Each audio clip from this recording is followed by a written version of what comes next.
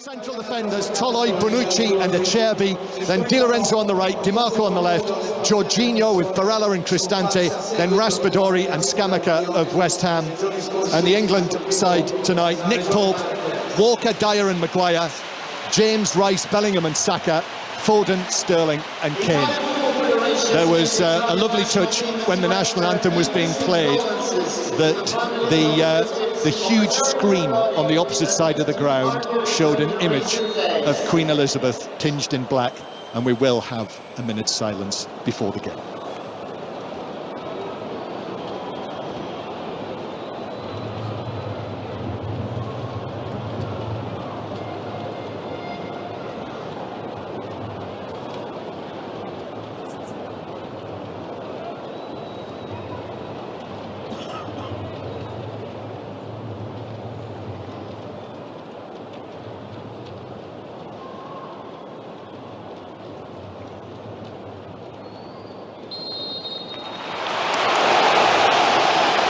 Respectfully observed, and the Italians also wearing black armbands tonight.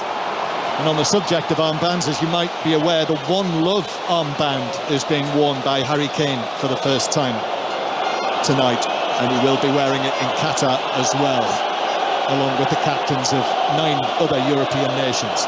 So it is Italy against England. You're with us here live in Milan at San Siro. England are going to play from left to right in the first half with these new white shirts with the blue shoulder trim, blue shorts, white socks. There's the whistle from the Spanish referee, Jesus Gil Manzano, and England play it straight back to Eric Dyer, who gets his first touch in international football for almost 2 years. Rice heads it forward towards Sterling, and the referee spotted an infringement, and it's a free kick to Italy, who are wearing all azuri blue, the Savoy blue of Italy. Love the way that they all swayed together, the team, while the anthem was being sung. So Italy in possession, the ball played away from the back towards the halfway line. Kyle Walker wins the header. Harry Kane gets a touch on that.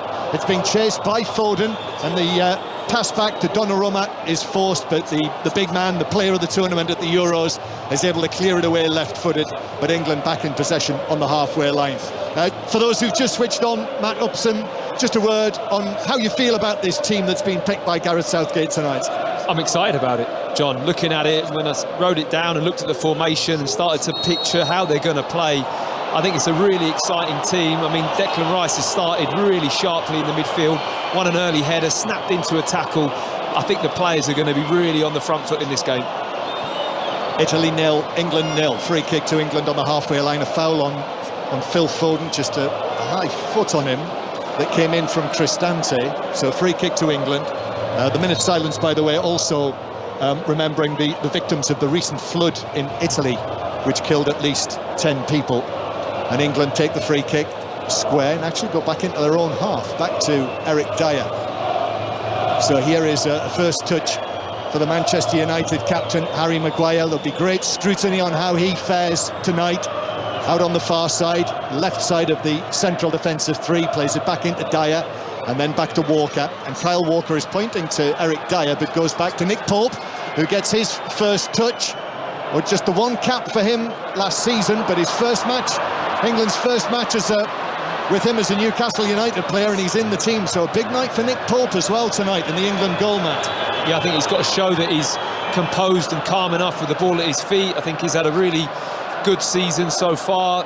Great with his hands and claiming crosses. He's a big lad, but having the ball at the feet is where he's got to really improve at. Nice from Scamacca in the centre circle. Barella now with some space, but he overhits the pass.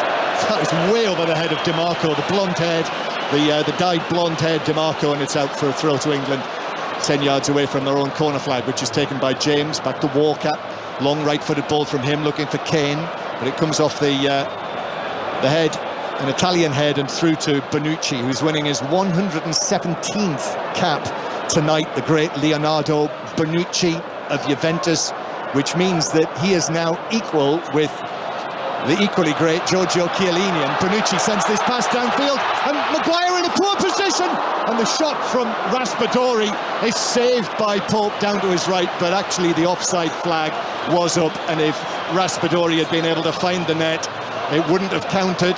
but that was uncertain from Maguire. Yeah, he was just really trying to claw him back. I don't think he quite saw the run of Raspadori until it was too late, and Harry Maguire just got the wrong side. Yes, linesman's got his flag up, so he's offside, but just a little early warning shot. You know, when you're not really that tuned in terms of game ready and having played week in, week out, it's going to take a little bit of time just to get that awareness and distance right.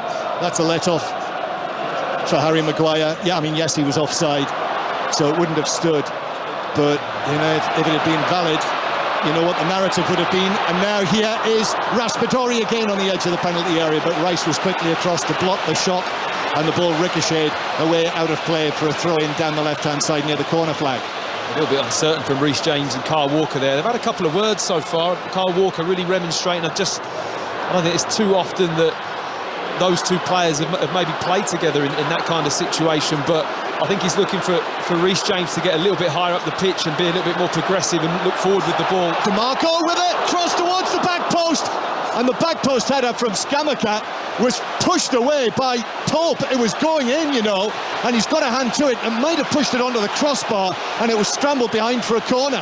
Well, great run and leap from Scamacca. This is exactly what he's all about.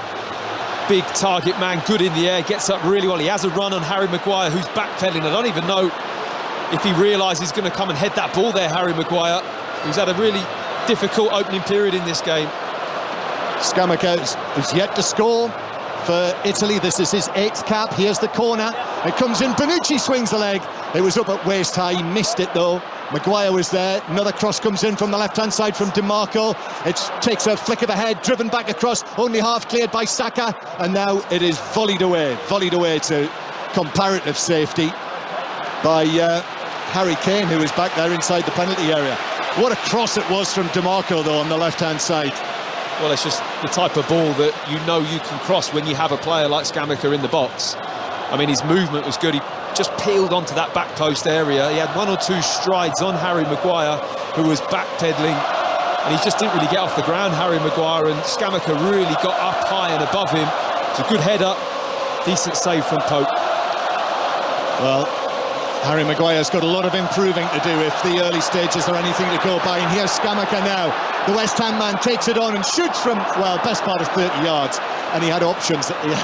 He had options ahead of him, to his right and to his left, but he went for goal. Well, it's a lot of space. A couple of times now, Scamacca's dropped into that area, and there's not a centre-back that's gone with him. And that is the, you know, one of the things I thought when I saw the selection is playing Dyer and Maguire together is quite an interesting selection from Gareth Southgate, because they're both a little bit similar in kind of the way they play and move, and just a couple of times maybe more reluctant to want to go all the way in tight and leave that space in behind. If you're wondering, John Stones is suspended. He was sent off against Hungary on that forgettable night for England. Forgettable, but in many ways unforgettable. England's heaviest home defeat for almost a century. And they've got a lot of improving to do themselves as a team after what happened that day. Here's Walker for England, turns and plays it back to Nick Pope, who's already had to make that one save. Now passes it out to Walker. We'll also be looking to see Nick Pope playing in the absence of the injured Jordan Pickford, what his footwork is like.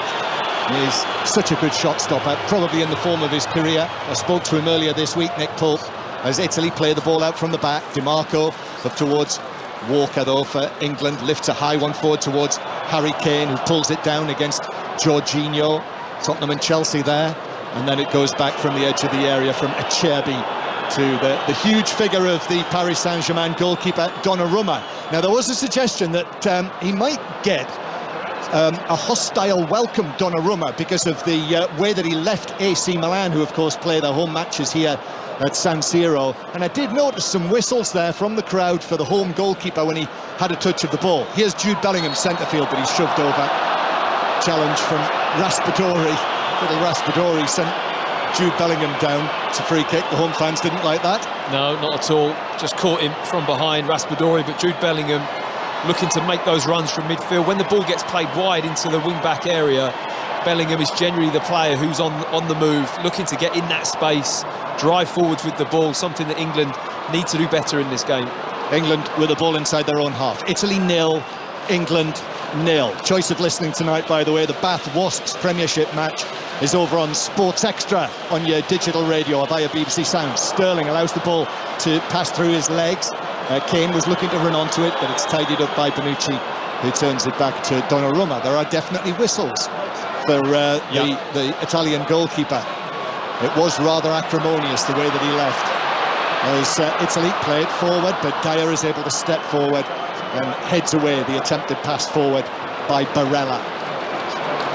Bellingham gets the ball back, awkward, bouncing, so he gives it to Saka on the far side, who takes it down. Declan Rice is there, back it goes to Maguire, and Maguire's just going to knock it across the England penalty area to the man all in yellow, short-sleeved yellow shirt, Nick Pope, who passes it back to the Manchester United captain, Harry Maguire, who has lost his place in the Manchester United Premier League starting lineup.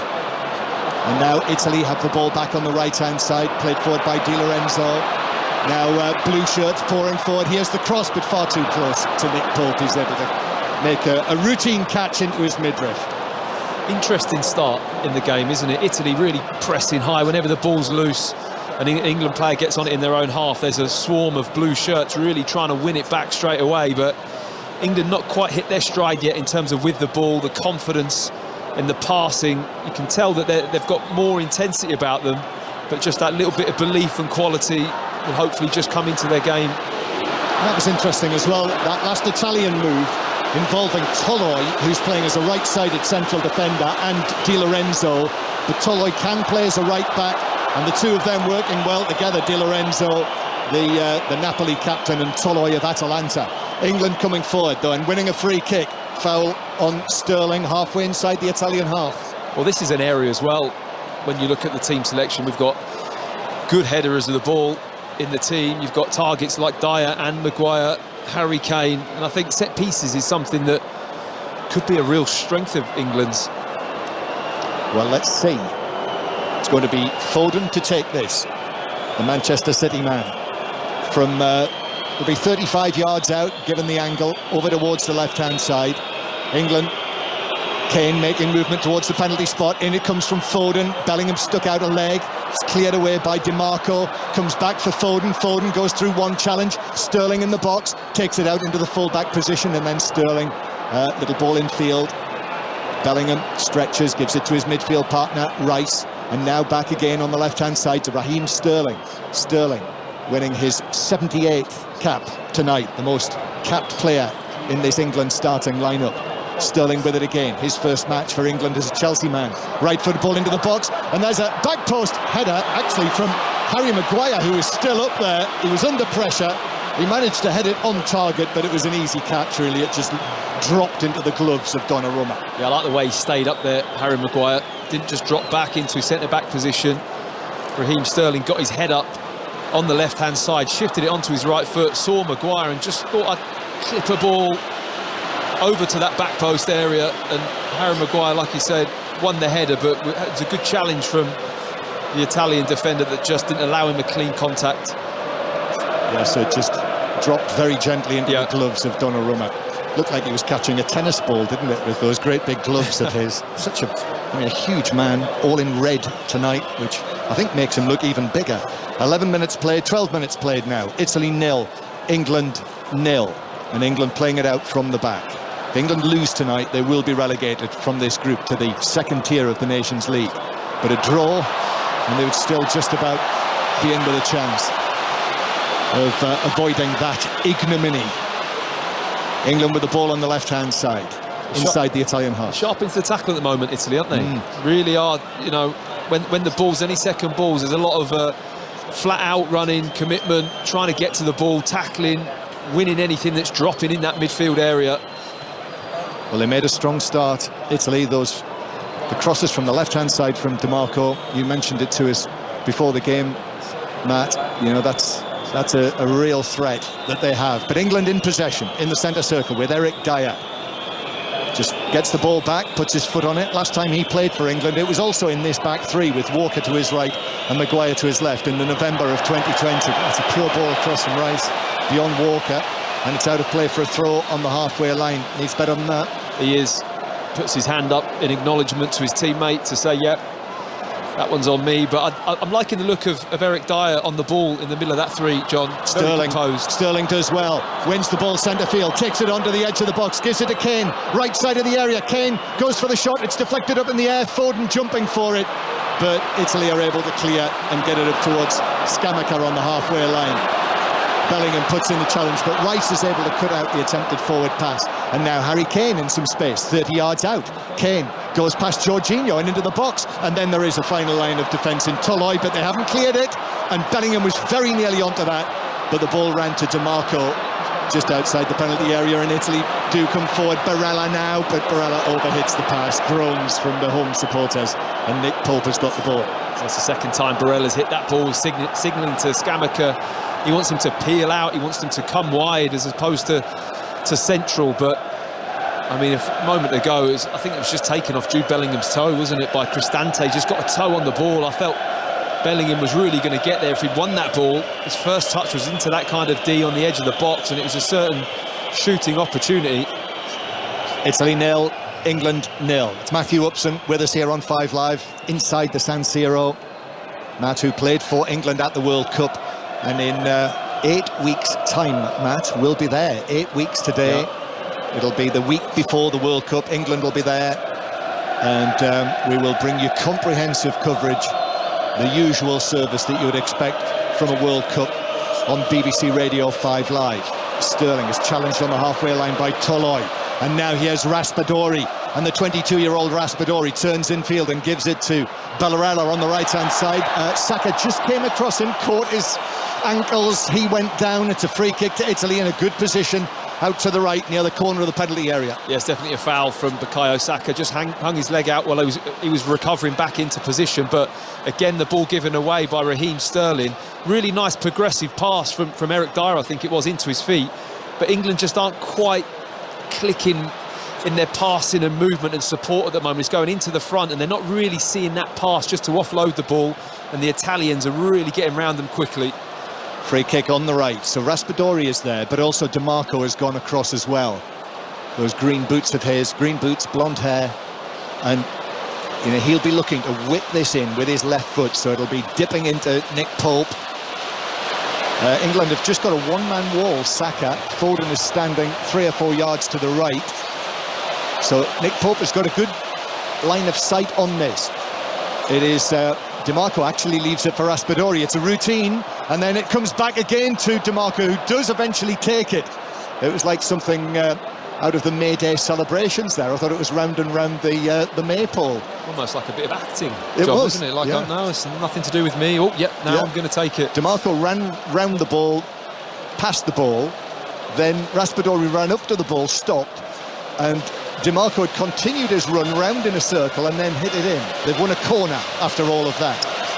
0-0 the score, 5 Live from the BBC. Corner from the right-hand side. Here it is, it's an outswinger towards the back post, and the referee says, I think it went... Did it go out of play before it curled back in, or did he spot a push in there? It's not entirely clear. Not too sure. I think it may have been an infringement. Yeah, because it's going to be taking the free kick between the 6-yard box and the edge of the penalty area. So Italy 0, England 0. Just over a quarter of an hour played. What have you thought so far, Matt Upson? I think England look much fresher, a bit brighter. You can see the intent of what they want, but just that quality and the timing of the movement and the support when the ball goes forward has to be right. Just there, Pope again with a pass. Just too many misplaced passes at the moment. That was too close for comfort, yeah. That pass out from Nick Pope, just past Raspadori. But we've seen a few of those, haven't we? You know, all over the pitch. It's his 9th cap tonight, Nick Pope, as I say. So far, in his previous 8 caps, he's conceded just the 1 goal. That was when England won against Poland, and actually it was a poor ball out, if you remember, when Nick Pope played it to John Stones, and Jakub Moda scored for Poland in that qualifier that England eventually won 2-1. Italy 0, England 0. Bellingham is fouled on the halfway line. We've got a name for the soprano, Matt, you'll be very excited. It was Carly Pauli, who was the wonderful singer of the Italian, and indeed the England national anthem. You can go back on sounds and hear it again. It was incredible. Here is Reece James. James being put under pressure by DiMarco, but Kyle Walker was there as a second line of defence, and it finds its way back to Eric Dyer in the middle of the England half as they come out. Maguire is again peeled right over there to the left-hand side, but he's quickly closed down by Barella, so has to come by Scamacca, so has to come back in field to Eric Dyer. Forward from him, Phil Foden just gets away from him, but James was there and gives it back to Phil Foden. Such an important player for England, for Gareth Southgate's England team, Phil Foden. He needs to get the best out of him, and he's not scored in his last 13 appearances for England, Phil Foden. Here's Harry Kane on the far side. He is challenged, he is fouled by Bonucci, and it is a free kick to England, 7 or 8 yards inside the Italian half. In the other match in this group, the leaders, Hungary, have taken the lead in Leipzig against Germany. Adam Szalai has scored, and it is Germany 0, Hungary 1. Goal in the 17th minute. England trying to find a pass through to Saka, but that is intercepted. But England have got it back now. Saka gives it to Sterling, but in comes the challenge on him from Toloi, and then Declan Rice slides in, and it bounces out of play in the end for what is given as an England throw. Referee says the final touch is off Barella. He doesn't like that, palms apart, shaking his head towards the Spanish referee, but England take the throw. So it's very honest from Barella to stay on his feet there. Declan Rice comes sliding in, doesn't get a piece of the ball at all. Maybe just a tiny slice of it, but not enough to suggest that he wins the ball, and Barella just manages to almost, don't know how he does it actually, just misses the contact from Declan Rice. He really went to ground and threw everything at that challenge. If he caught man and not ball, that was red card territory. Trouble. But he didn't.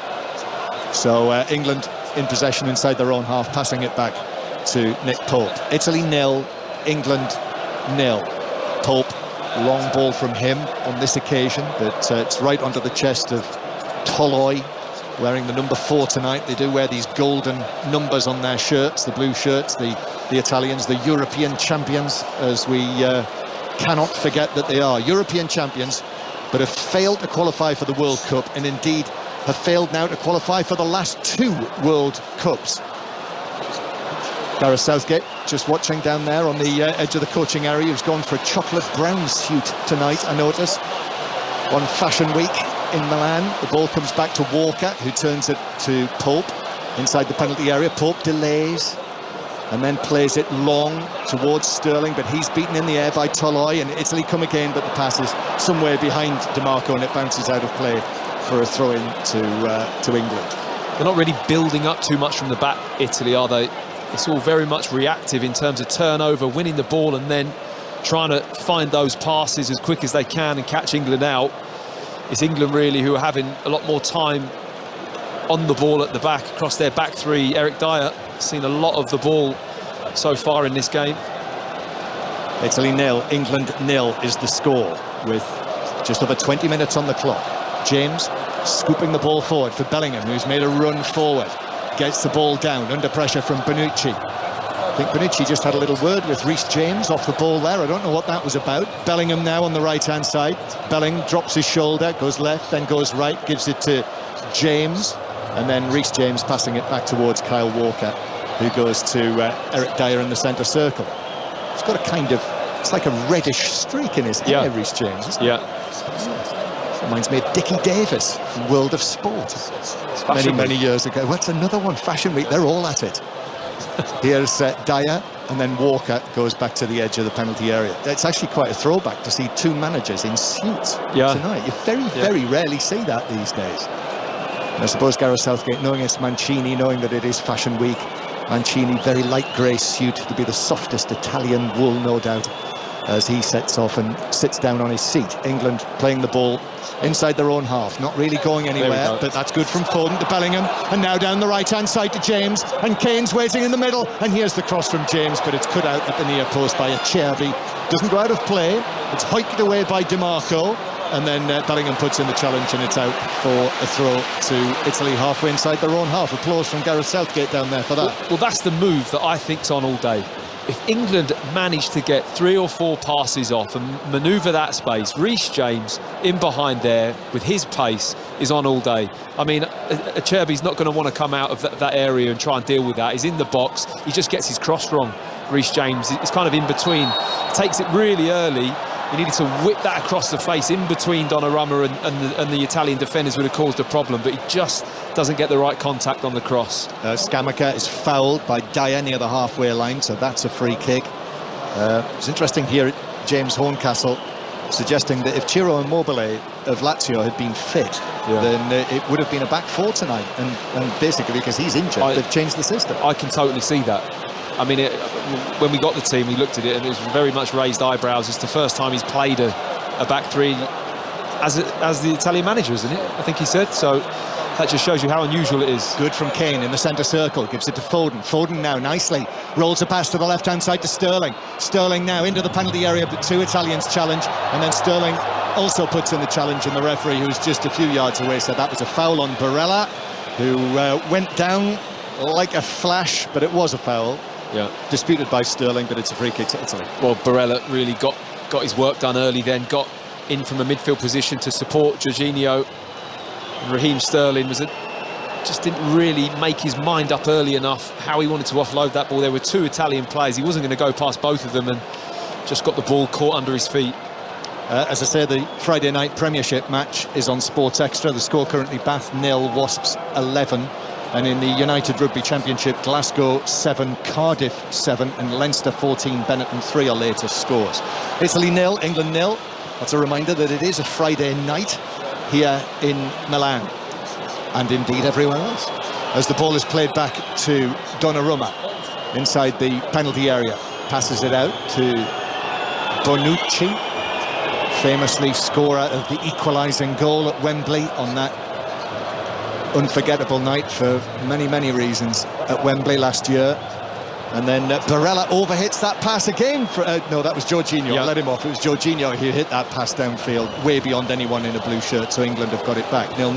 Yeah, it's interesting with Scamacca. He's held the ball up really well when it's come into him, but I just not quite on the same wavelength as the midfield players at the moment in terms of the movement he's making. A couple of times I've expected him to go somewhere and he's gone in the opposite direction or drop deep when they thought he was going to go long. It's not quite. Awkward from Pope inside the penalty area with the ball. Gave it to Dyer. He did not look comfortable at all. But England have been able to survive that, and Rice is carrying the ball away. He was being fouled there, but England are still coming forward, so the advantage has been played. Foden now, still inside his own half. Foden moving from right to left, gets it back from Maguire. Foden still going low towards Saka, but as he peeled away, it just took a touch with his right instep. That showed it to Italy, and now Italy are coming forward on the halfway line. Cristante finds the ball to the right-hand side to Barella, and Barella's ball into the middle. Oh, that's a poor touch by Raspadori near the penalty spot. Slightly awkward for him, but his first touch, it bounced well away from him, and England cleared, and that was a let-off. Well, Saka was high and narrow, and when he gave the ball away, that reaction from that position, when you're playing wing-back, has to be quicker to get back in position, because that whole left side was open. Italy work it wide there and very nearly created a goal-scoring opportunity. Still goalless here in the Giuseppe Meazza. Germany 0, Hungary 1 is the latest score in Leipzig in the other match in the group. And later we'll have news of the tennis. The big night for Roger Federer tonight, playing his final match before retirement, playing in the doubles at the Laver Cup. Russell Fuller will join us to tell us more about that later. But here is Jorginho. Jorginho, low ball through the middle to Raspadori. Bellingham in with the tackle on him, got more of man than he did of ball, and that's given us a free kick round about halfway between the centre circle and the edge of the England penalty area. There's a bad challenge from Bellingham in the sense that he's given a free kick away in a dangerous area. He didn't need to go out and commit himself. Raspadori was always going to have his body in between Bellingham and the ball. Just we're looking at the replay of his touch there. Raspadori just really just controlled that with his left foot off that cross. It was a real good goal-scoring opportunity.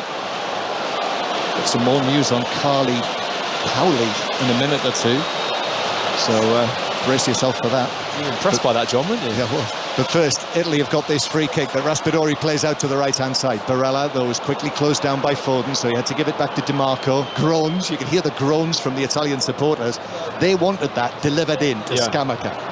And that's what Di Marco is looking to do now, towards the back post. It's pulled back, but then Harry Kane was actually in position to cut out the ball that was volleyed back from the dead ball line by Di Lorenzo, and the England captain was able to clear it. It's still 0-0. England's penultimate match before the World Cup. Italy playing the ball out towards the right-hand side. Di Lorenzo's onto this, and the Napoli captain is able to look for support out there from Barella, and then he gets it back, but England are forcing him back towards the halfway line, and he plays it to the captain with that fluorescent green armband, Leonardo Bonucci. It's certainly got the feel of both teams not quite being at their best, hasn't it? You know, in terms of the quality, the pass, just in a pass here from Cristante. Perfectly illustrated by the pass from Cristante. Just gets it out of his feet, long diagonal. I mean, it's not particularly difficult passing for a player of his quality, and he bashes it straight out into touch. And we've seen quite a lot of those instances. 2 or 3 times he's gone up to Raheem Sterling, he's not got hold of the ball. It's bounced off him, or he's tried to play it first time round the corner and got it wrong. And the quality in this game hasn't quite lived up to the opening. No, the game's really being played mainly between the penalty areas. Yeah. So we've seen the header from Scamacca, the back post header that was saved by Pope. I think he pushed it up onto the crossbar. We've not seen it again. Here's DiMarco now down the left-hand side, dangerous again. Swings the ball in, but it comes off James, who's only 7 or 8 yards away, and it's behind for what is a corner to Italy from the left-hand side this time. And for England, really, there's only that Harry Maguire header. I think that's it, isn't it? Some promising stuff around the edge of the penalty area, but it's not. No chances, really. No. So a corner for DiMarco to take. And he stepped back up the line and then swings it in left-footed, but straight into the gloves of Nick Pope, who caught the ball. It stuck to his gloves like glue. He can swing a ball in, can't he, DiMarco? It's got the swerve and that dip as well. He hits it quite, I don't know, kind of flat. He's got quite a unique style, but he really does get plenty of swerve on the ball. Difficult to judge. Yeah, one of the new internationals, made his first appearances in the Nations League in June, so this is his 5th cap, and this is his home ground. Plays for Inter. Does the left wing back Federico DiMarco. England with Sterling, who goes down and wins the free kick, but this is 7 or 8 yards inside the penalty area. It was Toloi who was tight on Sterling, but down he went and won the free kick, and England played short. Here's Foden. Foden followed all the way by Acerbi, the central defender, who now drops back into position as England cross the halfway line. Declan Rice, black hair bobbing. Sterling now with his white shirt outside these very dark blue shorts. Goes back to Eric Dyer in the centre circle. Dyer looks up. Dyer goes long, but that's too long for England, and Donnarumma just holds out an arm and pats the ball down, and it's still 0-0. I liked it though. I think it was on, and he signalled with his hand to Raheem Sterling, and he put his head in his hands after Dyer, because I think he knows he could have hit that ball with the right weight. He just overhit it by about 10 yards, but he's got the quality just to drop that ball in there. It was a straight ball and a straight run, which is quite unusually, but the space was there between, I think it's Toloi and Bonucci. So Italy playing the ball out from the back. It's just in front of their own penalty area. Played out to Toloi on the right-hand side, but back it comes to Bonucci.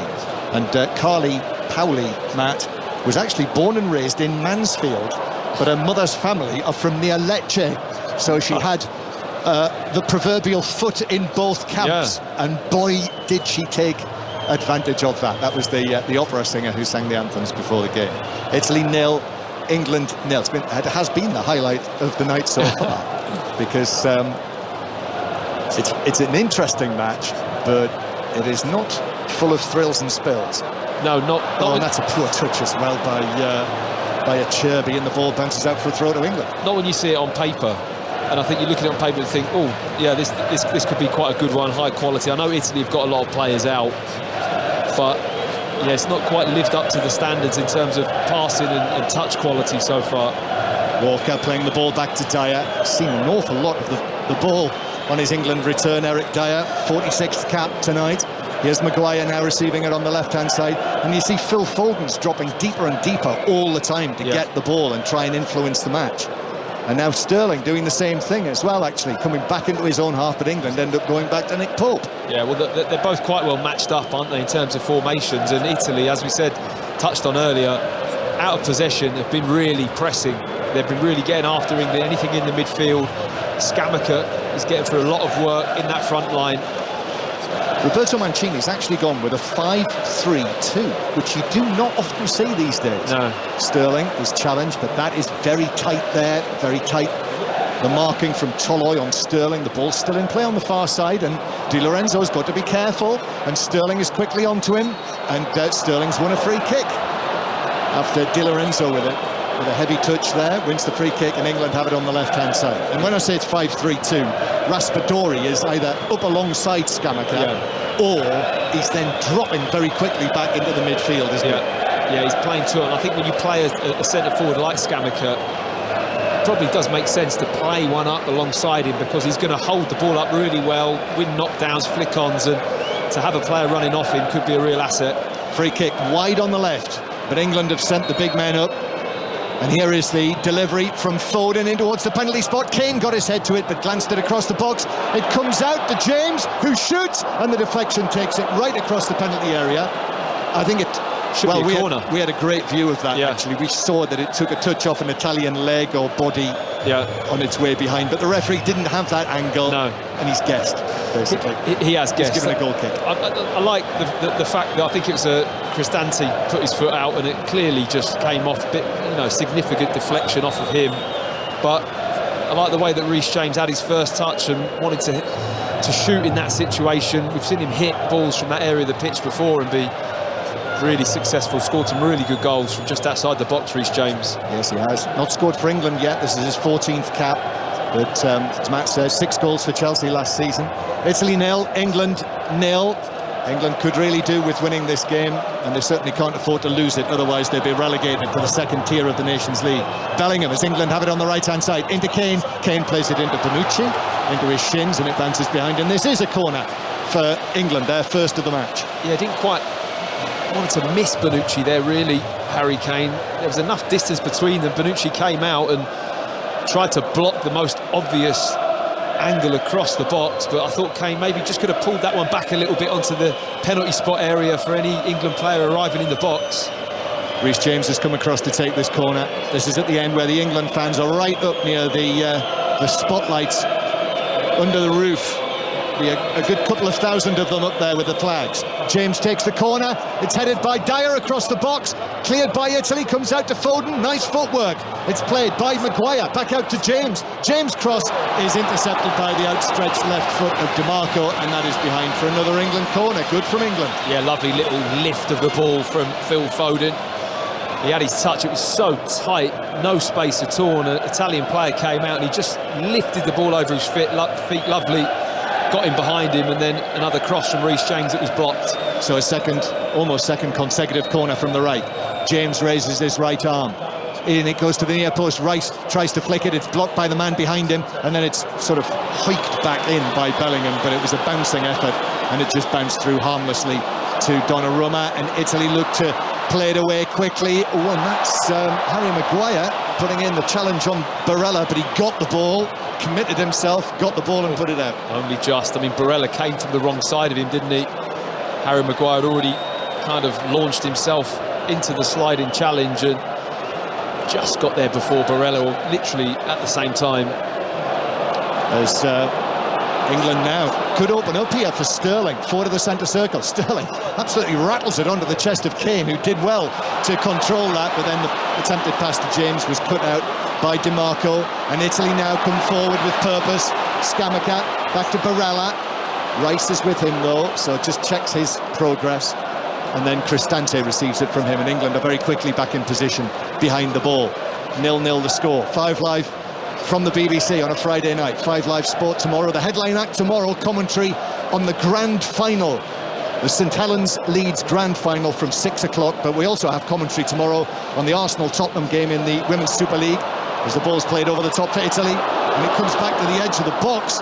The initial intention was Scamacca there, but it came back to Cristante on the edge of the area. He tried an effort, but that was blocked on the edge of the area, and England were able to clear it to the halfway line. Italy take up possession again, though. Here is Jorginho, and he gets it back in the centre circle, turns the full 360 degrees, and actually a little bit more than that, and then now finds Acerbi, and the central defenders. Left-footed cross is headed down and away by Dyer, and then Nick Pope is able to clear it after it was tapped back to him by Reece James. Still 0-0, but Declan Rice putting in the challenge. Centre field, Italy on the move again with Cristante. Forward to Raspadori, and then Cristante finds Kyle Walker arriving. So Italy go back to Toloi again. Now here is Jorginho. Jorginho square to Cristante. Rice puts in the challenge, and that means that England have been able to get it back and clear to the halfway line. But Italy take possession again, and England just on the back foot at the moment, Matt Upson. Just can't get hold of the ball. I mean, it's been, like we've touched on, the passing hasn't been up to the level for me in this game from England. There's been too many misplaced passes, not enough assurance when they're moving the ball, and Italy just keep winning the ball back and then getting back in possession, having their spells. It's really, like you say, been played very much in the central area of the pitch, and not a lot of penalty box action in this game. No, there's not. And it was an issue, lack of goals. Yeah. Put it very simply, in those matches in the Nations League in June, just the one penalty in Munich from Harry Kane, and created so little when you consider that they scored the 39 goals in the group, which was a record in a qualifying group for England. But against the better opposition, that's the concern. England have struggled in the Nations League to create chances. Italy coming forward, trying to create chances of their own, but it's cleared away by Dyer, and then Foden is fouled near the edge of the box, and it's a free kick to England. Well, Foden just using his body, or gets between the ball and Acerbi, I think it is, who's gone all the way up the pitch from the left side centre-back position to win the foul. But England just not really gelling in terms of movement and passing, it has to be said. It's just that's the key for me in this game. Any piece of quality, when they have got 3 or 4 passes off, they've created something. There's been a bit of space, there's then been a runner. They're not short in running energy, are they? When you look at the likes of Walker, James, Bellingham, Saka, all in kind of midfield or defensive roles. There's so much energy in this team. If they just get the passing going on, they could really create something. They have, to use the old phrase, cancelled each other out. Sterling to Kane, just forward of the centre circle. Foden gives it back to Kane. Now here's James on the right-hand side. James into the box now, puts his foot on the ball, drags it back. Still going Reece James. He's got Kyle Walker behind him. Walker takes a touch and then plays the ball through, tried to thread it through the gap for James to run onto, but Walker's pass was overhit, and it's a goal kick, and it comes to nothing. Yeah, I don't think Reece James ever really wanted that pass in there. Walker wanted to play that ball. It was the most aggressive pass, that straight ball in behind the fullback, but Reece James never really committed to that run, and it was always going to run out of play. So it remains Italy 0, England 0. The official figure, incidentally, is 4,451 England fans are here, and they've brought probably over 100 England flags. The crosses of St George up there in the gods. Italy coming forward. Cristante plays it across, but it's behind Scamacca. Toloi now joins the attack, but Sterling went with him, and England have been able to win the ball back from Italy and from Toloi, and Saka gives it to Harry Kane, and Harry Kane runs from the centre circle, and Kane shoots, but it whizzes away over the top of the crossbar by 4 or 5 yards. Well, for one of the first times in this game, the Italians really did commit themselves forward and leave himself a bit open at the back. Harry Kane was just travelling with the ball, and I think he thought, if they're just going to keep backing off, I'm going to hit one. But it's always harder for me to hit the ball, to get that clean strike when the ball's rolling away from you at pace. And he was always stretching for the strike, and the ball was always rising. So it is still 0-0. As Jude Bellingham goes down, and that's a free kick to England, halfway inside the Italian half. Yes, Harry Kane doesn't score too many goals from outside of the penalty area for England. I remember the one in Warsaw. That was a cracking goal. The late goal in Warsaw a couple of years ago. But it's a free kick now. England have already had one from this sort of position. Foden's going to take this from the left-hand side. So again, Italy are holding their line 3 or 4 yards outside of the penalty area, down to our right. Foden waiting over there, 1 foot slightly in front of the other. Up goes the right arm. Here's the delivery from Foden, looking for Rice, but I think Bonucci got his head to it first, and the ball bounces out of play, and the referee says, has he given a free kick? Eric Dyer has run towards the referee on his way back to the halfway line, or did he just give the goal kick? I think it's for a shove. Shove, yeah, it is. It's in the back. I think it's a free kick for a shove, but good delivery into the box. The Italians defended it well. Bonucci, Declan Rice was kind of between Bonucci and Toloi. Bonucci just won that ball, but it's for a shove on the edge of the box, I think. So it's still 0-0. The official attendance has come through, which is 50,640, which is swelled by, as I say, almost 4,500 England fans.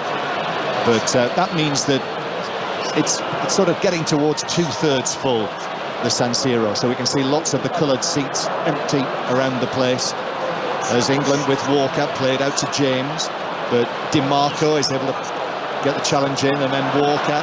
DiMarco is there with him. DiMarco saying the final touch was off Walker, which took it behind, but referee Manzano says no, goal kick, England. Still 0-0. It's been a little bit uncertain, this right-hand side, hasn't it? Walker and James have not really been on the same wavelength with the ball. It's hard to kind of see where that's heading at the moment. I mean, James is pulling quite wide, but they're a little bit on top of each other, and whether or not there's not quite the same support, because on the other side, Saka's coming really narrow into that position, more so, and James is staying wide on this side. Foden's a little bit higher than him. They're just a little bit on that same line up and down this right-hand side, and need to come off the angle a little bit to create some space. The crowd getting onto Nick Pope as he takes that goal kick, and Bonucci back heads it to the goalkeeper at the other end. 0-0. So England in November, those 3 group matches against Iran, USA and then Wales. So that is the 21st of November, the 25th of November and the 29th of November. And there is the half-time whistle here in September. And it's 0-0 at half-time, and I think it deserves to be, Matt Upson. Yeah, not quite the game I was picturing, or I remember saying to you when I saw the team lines up, I'm looking forward to this game. This could be one of those real high-quality matches. Well, it hasn't been that. And I think both teams, you can't lack the willingness and almost like the endeavour that they're showing to want to be sharp, to want to be on the front foot, but that just hasn't been matched by the quality with the ball, whether it's nerves, whether it's a little bit of lack of confidence in the system or with each other, who knows, but it's not quite delivering what it should do at this stage at half-time. No, it is not, and I think really it can only improve. First half of very few chances, and here in Milan at the break it is Italy 0, England 0. I think the excitement peaked pre-kick-off with the Soprano singer, didn't it, John? It all kind of went a bit downhill from there. Yes, Carly was a real star. Yes. Matt, I still think we should bring her on for the second half. Yeah, I know. There's got to be something in that dressing room that Gareth Southgate does or says at half-time, because, Matt, you said specifically about the passing in this England side and whether it was potentially an issue with confidence or nerves, but that's a bit of a worry, isn't it? 2 months out for a World Cup. Well, I just think the quality hasn't been in the game. I think it's been both sides, to be honest, but England certainly haven't got hold of the ball and passed with the quality that we know they have. I think Eric Dyer has made a difference in that central road. He's very composed, he's comfortable with the ball, and I think he's passed it pretty well. But in terms of receiving skills in the midfield areas and higher up the pitch in terms of Saka and Sterling, it hasn't quite been at that level that you'd want, because they're such impact players and they play so quickly when they're in sync and the touch is good, and they'll play quickly round the corner, 1 touch, 2 touch, and it's great to watch. So, you know, it hasn't quite been there yet. Matt, John, we'll be back with you with the second half shortly. Before we go to the news, though, let's bring in Everton winger Andros Townsend. Andros, what do you make of that 45? I think the boys covered most of it. I think focusing on the positive, really like the back three, especially Eric Dyer, the way Matt touched on, really composed, really calm, as a real figure, communicating well with the 2 next to him. He's the one who's looking to break lines forward, always looking to get England's attack started, and Declan Rice as well, covering Bukayo Saka when he goes forward. Saka playing in his more natural midfield position as opposed to a wing back. So there are positives. Obviously, that watching that first half, there are a lot of things to work on as well. I'm sure Gareth will, and I'm sure we will break down those things after the break. Yes, we will. That does lead us nicely into the news. We're going to be back with Andros shortly, also dipping into a big night of tennis at London's O2 Arena and looking ahead to the Super League Grand Final. But first, let's get the news on 5 Live Sport with Richard Foster. Listen on BBC Sounds. This is BBC Radio 5 Live. The Chancellor says his mini-budget marks a new era for the British economy and he denies he's taking a gamble. Kwasi Kwarteng announced the biggest set of tax cuts for 50 years, but there was no independent data to show how the measures will be paid for.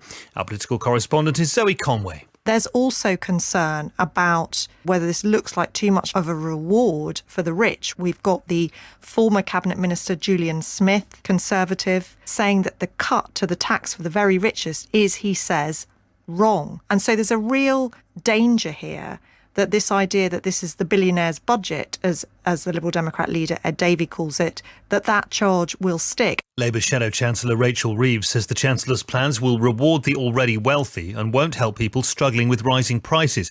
The Conservative MP Mel Stride chairs the Treasury Select Committee. He told 5 Live there should have been independent scrutiny from the Office for Budget Responsibility. They certainly were able to do it. There has been an argument, well, this all happened very quickly and therefore the OBR wouldn't have had time to have done all the work necessary. Well, that really doesn't stack up because I wrote as chair of the committee to the head of the OBR a while ago and asked if he was ready to provide a forecast for any fiscal event that may occur in September, and the answer was broadly, yes, we're ready. That concern was reflected in the value of shares and of sterling. The pound sank to a new 37-year low against the dollar. It's now trading at $1.09 to the pound. The FTSE 100 index closed down nearly 2%. Other stories this evening, and one of the bosses of Meta, which owns Instagram, has been giving evidence into the death of Molly Russell, the 14-year-old who killed herself after watching harmful videos online. Elizabeth Lagone says the question of whether children should be able to see images of suicide is a complicated issue. And the RMT unions announced a 24-hour strike on ScotRail on Monday the 10th of October in a dispute about pay. The stoppage will follow 3 rail strikes across Britain on the 1st, the 5th and the 8th of October. Brand new drama on BBC iPlayer. Why didn't I appreciate ordinary life? How fragile it all was. You thought you were choosing your life. But actually, you were just heading towards that moment. Tell me what's going on. Did you see what happened? Men, 5 or 6 of them killing people. What's happening? You have to tell us. There's an emergency. They've gone inside their hotel. This way, in here. Starring Keeley Hawes. If only I'd known. It was always going to end like this. Crossfire. Watch tonight on BBC iPlayer. 5 Live Sport with Emma Saunders. So half-time then, it is goalless between Italy and England. The first half from England really lacking in spark and cohesion and quality. So lots to get into with Andros Townsend again shortly. But firstly, we'll bring you up to speed with sport elsewhere. And in cricket, and England's men completed a 63-run victory over Pakistan to lead 2-1 in the 7-match T20 series. Meanwhile, Somerset have avoided relegation from Division 1 in the County Championship. That is with victory over Northants.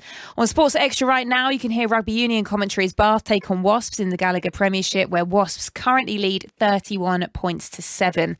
That is at half-time. The Super League Grand Final takes place on Saturday, with St Helens looking to win the competition for a 4th straight year. Standing in their way, though, are the Leeds Rhinos. We can hear now from the 2 head coaches going head-to-head at Old Trafford. Rowan Smith only took charge of Leeds in April with his side second bottom of the Super League.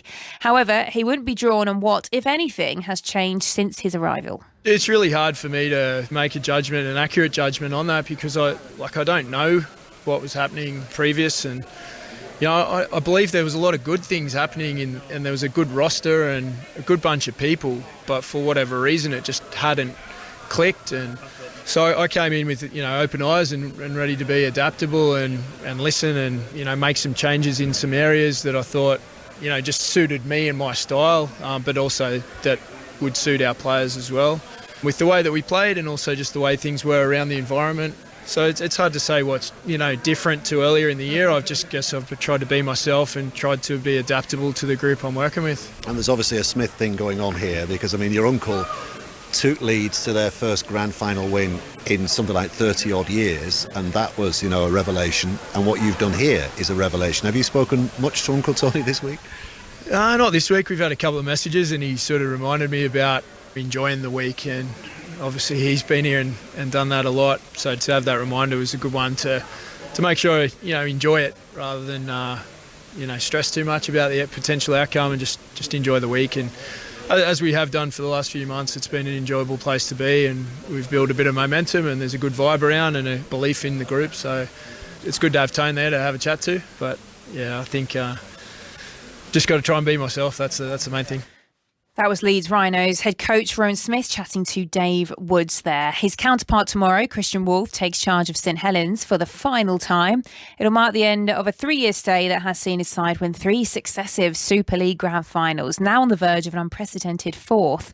So will this one mean the most? They're all special. They all come with challenges. I think about how I felt after the 2021. I would have said that was the most special at that time, I'm pretty sure, and probably would have done the same last year, and I've got no doubt I'll feel that way if we can get to that sort of result this weekend. But I think we have had to overcome more challenges this year in different ways, and we've had different challenges in 220 and 221, but they were more around off-field stuff, whereas challenges this year have come on-field, and not just the number of injuries or the number of suspensions, the amount of chop and change, but who those players have been as well, and they've been some of the best players in the competition in their position. And look at the guys we play without this week, Al Walmsley, Lewis Dodd, Regan Grace.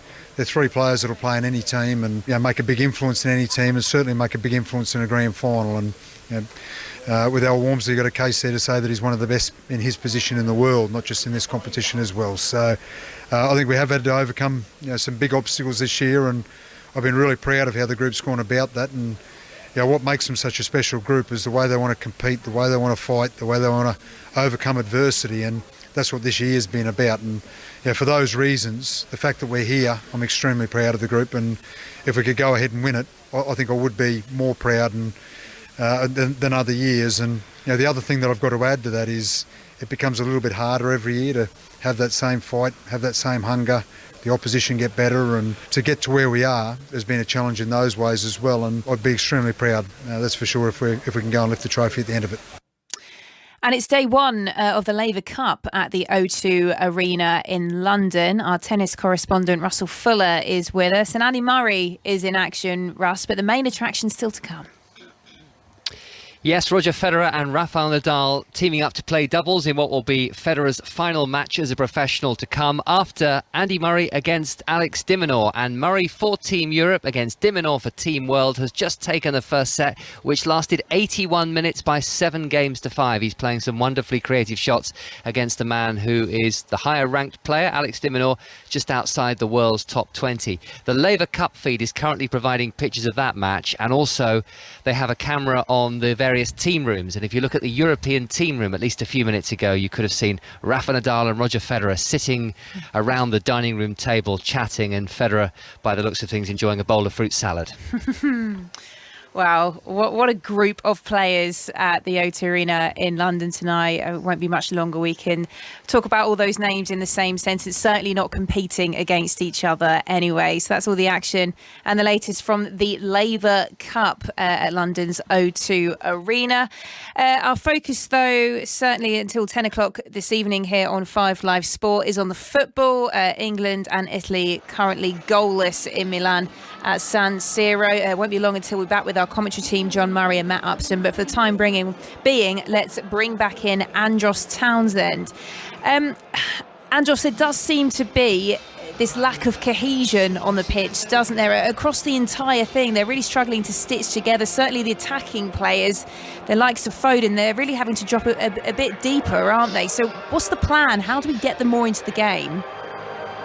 I think first and foremost that the 2 wingers, Foden and Sterling, need to work better with Harry Kane.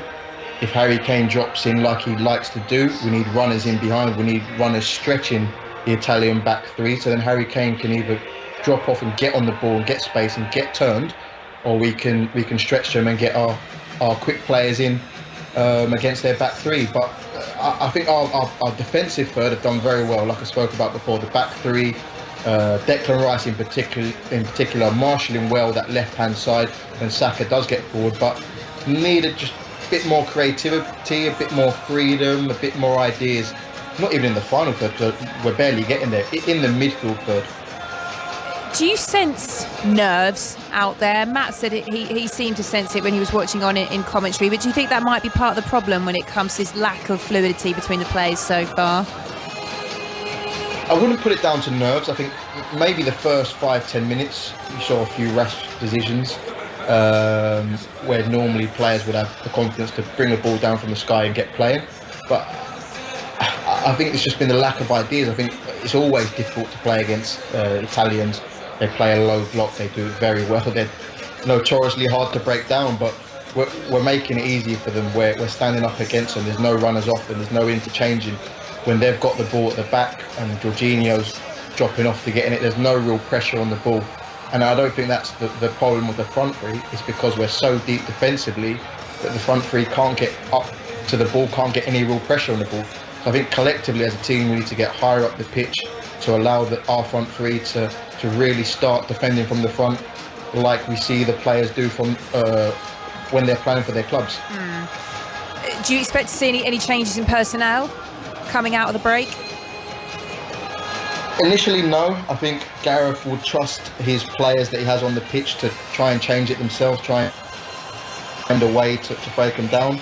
But of course, as soon as you start hitting 55, 60 minutes, the name that springs to me immediately is Jack Grealish.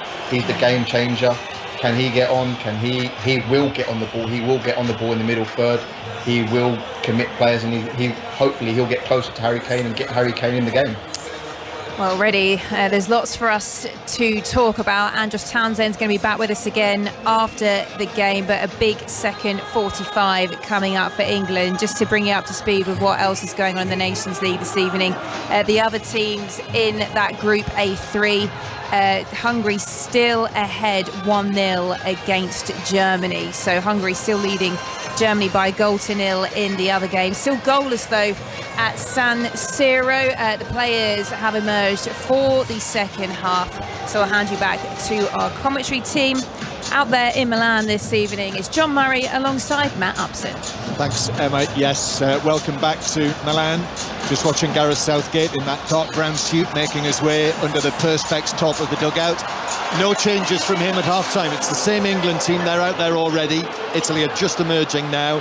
So the England team, Pope, Walker, Dyer and Maguire, James, Rice, Bellingham and Saka, and Foden and Sterling either side of Kane. Matthew Upson, who do you want to see more from England in the second half? Well, I think we could see more from our wing-backs, certainly. I don't think we've seen the best of Saka and Reece James in that first half.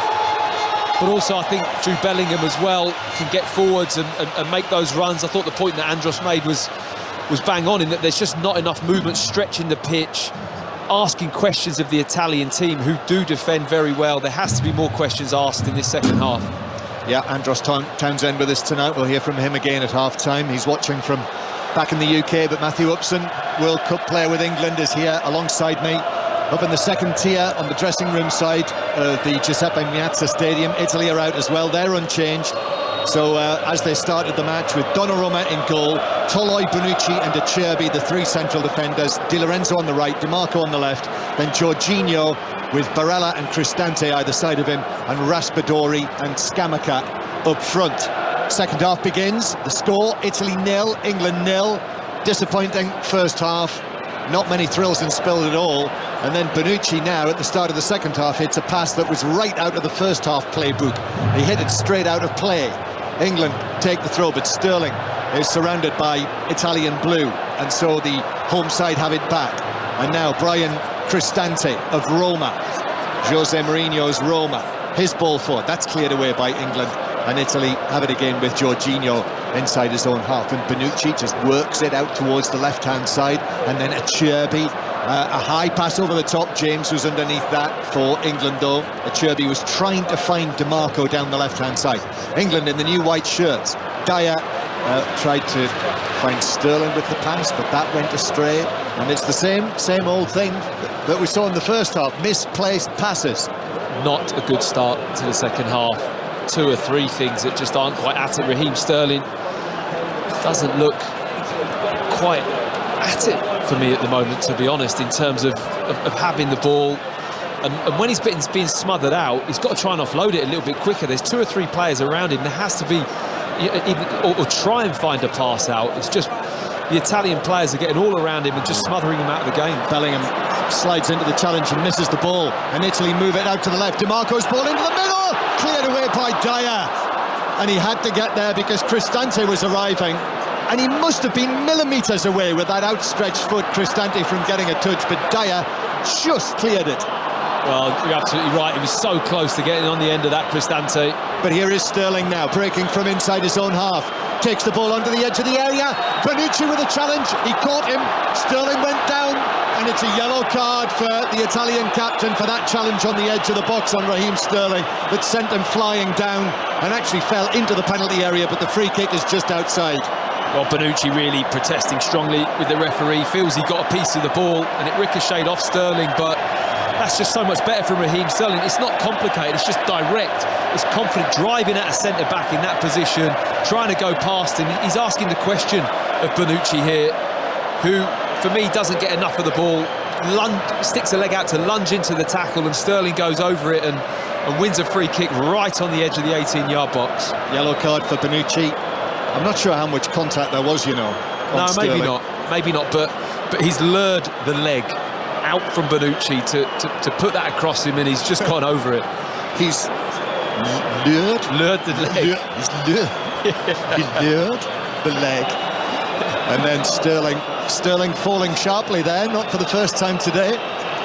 Great position this, isn't it? James with the free kick. We were talking about what he might be capable of. They've got a man lying down behind the wall. It's a 4-man Italian wall. Chance for Reece James here from the free kick. Left of centre, 2 yards outside the box. James hits it up and over the wall and high over the bar. And he's been mocked by those Italian fans in the lower tier behind the goal, who are almost, I think they are actually doing mock laughter at him. Way over the top, didn't threaten the goal. Well, he's tried to strike it in that manner that you would see a player try and strike the ball if it was 10-15 yards further out. You know, that flat strike where you get that dip on the ball to bounce in front of the goalkeeper. He's never going to get it up and down, hitting it from that range. It was only a yard outside the 18-yard box. It needed, you know, much more finesse on that kind of free kick from that kind of range. Italy 0, England 0. BBC Radio 5 Live. It's not a Friday night spectacular, this, by any means. Here's DiMarco down the left-hand side. James into the challenge. They wanted a free kick, the home supporters. You can hear that, but referee Manzano from Spain is unmoved, and England have the ball inside the penalty area. England in the second half playing from right to left as we look. These new white shirts, vivid white shirts with the two-tone blue areas on the shoulders, dark blue shorts, and Harry Kane winning the ball back from Toloi on the halfway line, and Harry Kane now approaching the penalty area. The angle is against him, he shoots and it comes off Bonucci and bounces away and behind, and Bonucci comes across and he cuddles Toloi and he G's up his fellow defenders there. Corner to England. Well, Bonucci does well, but I have to say I thought Harry Kane could have just flipped this ball across the box early. Phil Foden really got on his bike at the back post, throws his hands up in the air, Foden, almost saying you just got to put the ball across the box, and he's in for a strike on goal, but he opts to shoot Harry Kane, and Bonucci just narrowed that angle. Reece James has come across to take out that. It's a red streak, isn't it? It's a sort of reddish, pink, reddy, sort of pinky. So there's a couple of colours in there, isn't there, John? Streak in his hair. James with the corner for England towards the back post. Kane was after it, but Toloi stood up hard, stood up strong, and I think he might actually have headed the back of Toloi's head, Harry Kane, and he's ended up on his front, flat on his face. He is moving, but he's got his hands up to his face, and the referee is indicating that the medical people need to come on because he's taken a bash in the face. Yeah, whether it's his nose or a part of his face. I think as he tried to head that ball, Toloi was there and he just headed almost the side of his head with his face, and Harry Kane still laying face down in the grass. Just been handed my pass to go down and go into the interview area post-match. Things are going to have to happen in this match for me to have something to ask questions about. And he was just caught on the side of the face. We're seeing on the replay. I don't think there's any blood there, but they'll have to go through the usual checks. So Italy 0, England 0. match, a few chances. It's a good opportunity, good position that for the James free kick, but he just skied it really over the crossbar. He just smashed it so hard. And you've got a wall in front of you with a player laying on the floor.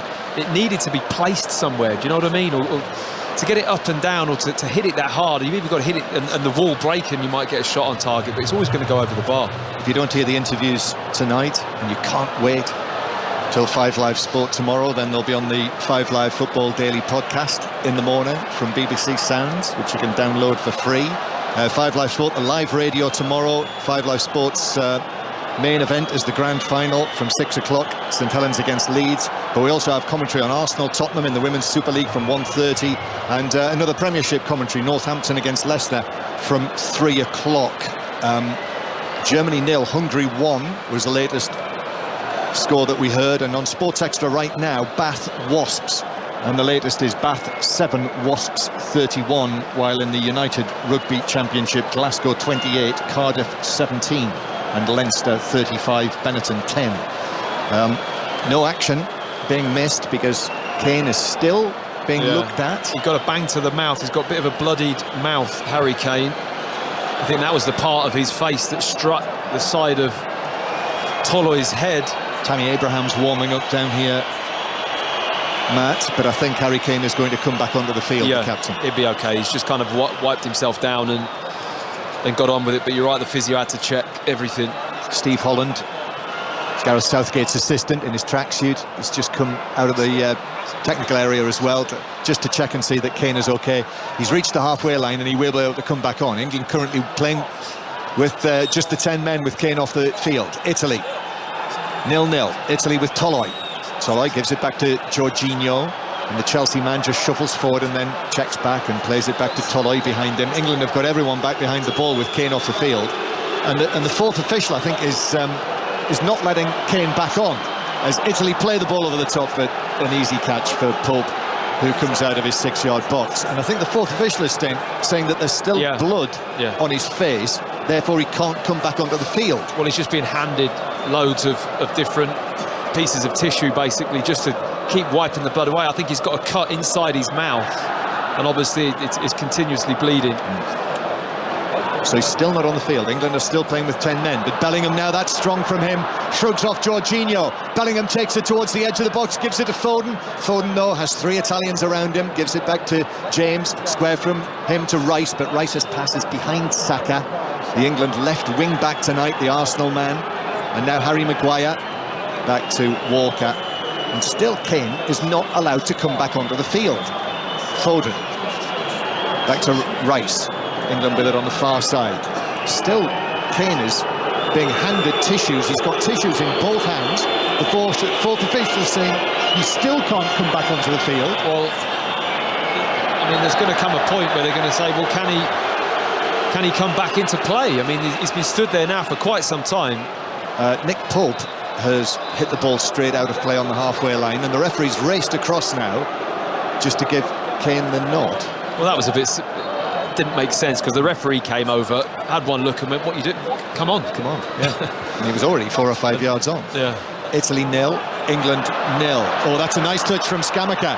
Harry Maguire comes towards him. Scamacca turns, gives it to the edge of the penalty area. It might break for Raspadori, but he ran into white England shirts, and England clear through Maguire, who just puts his left foot through the ball and whacks it away downfield. Still 0-0. 10 minutes played of the second half, and the longer this match goes on, the chances increase of a 5th consecutive draw in internationals between Italy and England. 4 draws in a row, although of course one of them ended up in a penalty shootout victory for Italy at Wembley last year. But they're very well matched. There's really not much between them on the field tonight. And it is Italy with Bonucci, the 35-year-old Bonucci, still going strong, craggy as ever. Ball played from him over the top to Raspadori, who puts in DiMarco, who plays it across, and the offside flag was up actually against Barella, who in any case couldn't slide it into the net full stretch on the edge of the 6-yard box. He slid it wide. Yeah, I mean, I'm not sure if it was Barella or the pass before that to DiMarco that was just delayed. I think Barella had one extra touch and then slid the ball wide to DiMarco. Yeah, I think it's the first one from DiMarco, who's trying to hold his run. He puts the ball across. I mean, it is a bad miss. I think he was quite delighted to see the flag go up, if I'm honest. He's got to hit the target there. Barella, yeah. Italy 0, England 0. Remains the score. It's bounced back for Italy again. Scamacca, who is very good, actually, his involvement in that last Italy move. And then he's basically hauled over by Bellingham. And now to England. He's given it England's way. He's given a foul to England, hasn't he? Can you explain that to me? Well, the only thing I can think of is whether or not Bellingham got his body across for the ball, and then obviously the tangle, the referee's interpreted it was the fault of Scamacca. Yeah, that's a strange one. It is. I mean, can understand Italy's frustration, but now they're not giving the ball back to England, and Phil Foden was trying to get it back, and he was pushed away, shoved away, and then DiMarco sat down on the far side, so disjointed. Yeah, it's a really poor game, actually. Yeah, neither team has been fluid at all, John, have they? In terms of, I can't really say what England's game plan is in possession here, what we're trying to achieve, and nor Italy either. Like you said, it has to be said, both teams are looking a little bit out of sorts. England are going to have a lot to do against Germany on Monday night to convince in their last match before the World Cup at this rate. But we've still got half an hour and more to play, and Bukayo Saka concedes a throw-in on the halfway line. Just bounced back into him and out of place. So it's a throw-in. I think Italy are going to make the first change. Roberto Mancini is, I see, with his assistant, with that distinctive moustache. The two of them in discussions. They've got the files out, but England have won it back on the halfway line. Sterling plays it forward. Bellingham now runs away from Jorginho. Bellingham gives it to Foden on the left. Foden chips it across. Kane's arriving, but Acerbi got there first with his head. But the offside flag is up against Foden, I think, and it's a free kick to Italy, 0-0. Yeah, he shouldn't be offside there. Phil Foden. I mean, Italy's line must have been really good. Bellingham, the ball ricocheted off Harry Kane, and Bellingham was driving at the back four, but I think it was Toloi who just stepped up, didn't he? Caught Foden offside by half a yard. Italy 0, England 0. Almost 15 minutes played in the second half, so half an hour to go. Italy take the short goal kick out. Donnarumma gets it back, and then Donnarumma right goes long, but straight to James, and James actually will give it back to Eric Dyer. So the England substitutes, they're out warming up. Grealish is down there, Matt. Luke Shaw as well, I can see. Ward-Prowse and Mason Mount. But England on the field, coming forward. And the ball to the right-hand side. Kane whips it across, and it came off Toloi, who very nearly, he was about a foot away from scoring an own goal. In fact, he defended it well, and with his left instep, put it beyond the far post and behind. Best passage of play from England by far, and it was so simple, but just executed with quality. Great play from Eric Dyer. He passes the ball through, and it's that one-touch ball round the corner from Raheem Sterling, and Jude Bellingham was making that run from midfield straight into his path. Kane peels wide, then we get the cross in the box, and it was much better. The type of move you want to see from this England team. Here's James' corner. It's a very deep one. Maguire got there, headed it back. Bellingham heads it into the box. Kane hooks it goalwards, but it was at an awkward height. Bellingham's taken a bang on the head, actually, as he was able foul, to... isn't it? It's got to be a foul, that, John, surely. Well, you're suggesting that might be a penalty? Well, I think the initial contact was outside the box, but whoever that was it Barella? I don't know who it was who came charging out. It was Barella. Really clattered into Jude Bellingham. Bellingham got his head to it. We're seeing it again now, and it was just outside the penalty area. And as he got to it, the Italian player made contact with Bellingham, sent him sprawling down into the box. I think it was outside the area, the point of contact, as you said.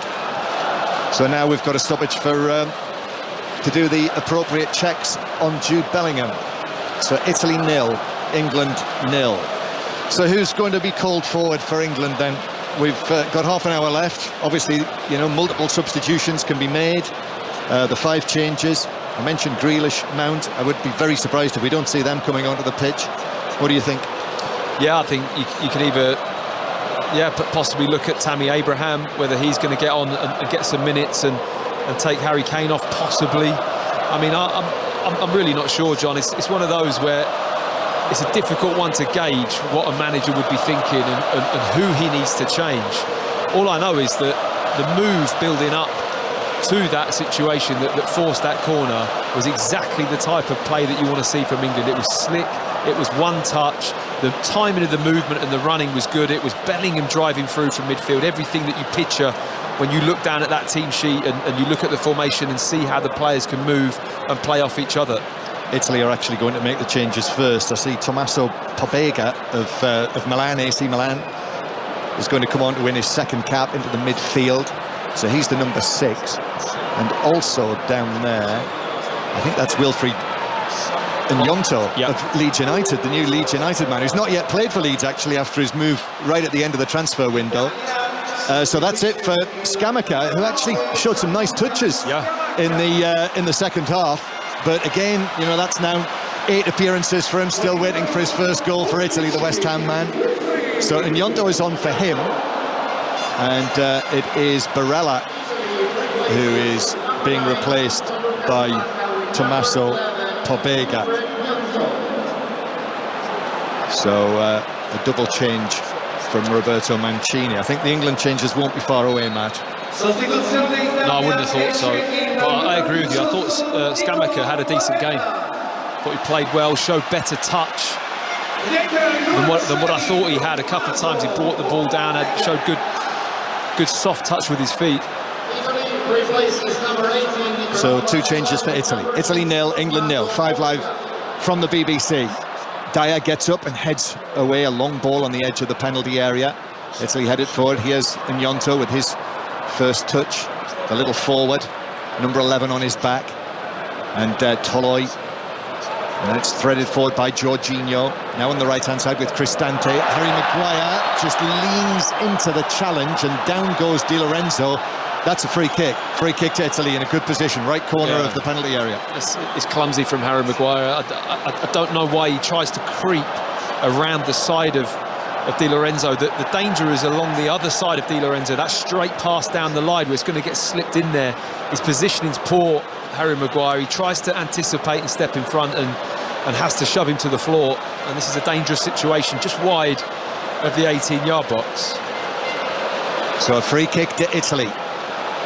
In the end to our right, the 4,500 England fans looking down on this. I think it's going to be DiMarco. Well, it's DiMarco standing to the right of the ball. If he's going to whip it in, it's this routine again. It is DiMarco, and it comes off an England head. It was well headed away, actually. It was Walker who was in there. He did very well, because it was a dangerous delivery. England have cleared the penalty area, but there's a backheel flick. And now the ball across from the right-hand side from Raspadori is beaten away, beaten behind the near post by Nick Pope, and it's a corner. It's a great header from Kyle Walker initially. We were right along the line of that, John, and I think that was just about curling into that far post. He was certainly going to hit the post and maybe go in, and Kyle Walker just gets his neck around the ball and manages to head it outwards as well. Here's the corner, Raspadori to the near post, attempted flick, that was blocked away, and Gnonto hits the shot, but that comes off Harry Kane. From his head, high across the penalty area and behind the far post for another Italian corner from the left-hand side, 0-0. Well, England really under fire at the moment. The Italians 2 or 3 efforts on the goal, back-to-back, really starting to apply a little bit of pressure. So a corner, this time from the left-hand side. So DiMarco has made his way over there. And there is the option of taking it short. The referee's just blowing his whistle because I think there's a bit of pushing and shoving. And you're not going to believe this, but I think Leonardo Bonucci might be involved in it. Eric Dyer as well, the two of them. So the referee's spoken to them both, and then Bonucci immediately proceeds to put himself all over Dyer. In it comes to the near post. Pope comes, gets a one-handed punch on that, doesn't clear the penalty area. Edge of the box, Bellingham, who's back on the field, obviously, is fouled, and it's a free kick to England. Just outside the penalty area. Harry Kane trying to win it, get the ball back to take a quick free kick, and he was blocked, and he's complaining to the referee. It's that sort of night. Yeah, it is. Niggly. It is niggly, and it's getting into that stage in the game where you really got to roll your sleeves up and try and produce that piece of calm, that cold piece of quality is going to have a defining moment on this game. I still feel that that's the way it's going to go. Jude Bellingham does really well in that situation. Shows good anticipation defensively to win that ball and draw the tackle on the edge of his own box. But midway through the second half, Italy 0, England 0, or Italia Inglaterra, as it says on that hoarding above the entrance on the far side of the stadium. Good accent, John. Well, I'm a natural. Yeah. Very. It's that, authentic. It's the Fashion Week effect that it's had on me. But at least I know what we're going to be wearing next year now. Did you think about that before you packed the suitcase then? Thought you better bring your best. The funny thing about coming, because I've been to Milan in Fashion Week before. I've been to Paris in Fashion Week as well. For Fashion Week? Not for Fashion Specifically. Week. Yes, working for Horse and Hound. Here's Jorginho bringing the ball forward towards the halfway line. Plays it back though to Bonucci behind him. And the funny thing is, you can actually spot people all over the place who are here for Fashion Week. Bonucci hits it down. That's a lovely touch from Raspadori inside the box. Back onto his right foot. Shoots. Oh, that's an excellent goal. And Italy take the lead. And England are behind here in Milan. A super finish from Giacomo Raspadori. It was a real rasper. And Pope diving to his left, couldn't get there. And England are facing defeat again in the Nations League and facing relegation.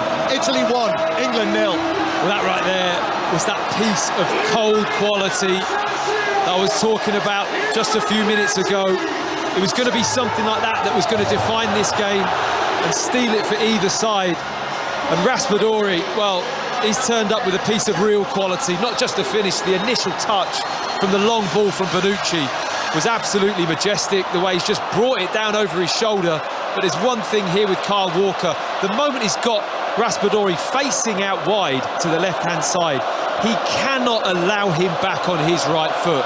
His whole body shape, Kyle Walker, has to force him wide. He's in a great position. It's almost like, I've done the work, I've got back, I've dealt with it. But then his distance just backs off, gives him half a yard or more, 2 yards, shifts it onto his right foot and absolutely buries it in the bottom corner past Pope's left hand. It was a great strike, but should have been prevented by Kyle Walker. Italy 1, England 0. Great celebration as well. He ran away, did the heart sign with his hands and ran away to the halfway line, actually, back towards Mancini. It actually had a little bit of Tardelli about it from the World Cup final, the 82 World Cup final. That was an emotional celebration. Yeah, it was, but the finish as well actually had a little bit of a touch of that about it. Right, well, England have got to respond now. England have to find their first goal from open play in this Nations League competition this time round, and Jack Grealish is going to be sent on, and also Luke Shaw as well. But England now with Foden to James on the right-hand side. Foden has a look over his shoulder. England facing defeat and facing relegation here. Bellingham back to Walker, and then Walker is left on the ground, and that's an illegal challenge from the newly arrived Pobega. So a free kick to England out towards the right-hand side. I think they're going to get the changes made first of all. Shaw as well, isn't it? Luke Shaw. Yep. And just waiting for the board to be raised. Well, it was raised there, and I think we saw the number of Saka, Bukayo Saka, coming off. So that is it for no. I think there might be a change of mind, and maybe the changes aren't going to be made just yet. England are going to take the free kick first. So Saka, who's almost to the halfway line, is sent back. Be a good time to score now, wouldn't it, for Bukayo Saka when he knows he's about to be substituted.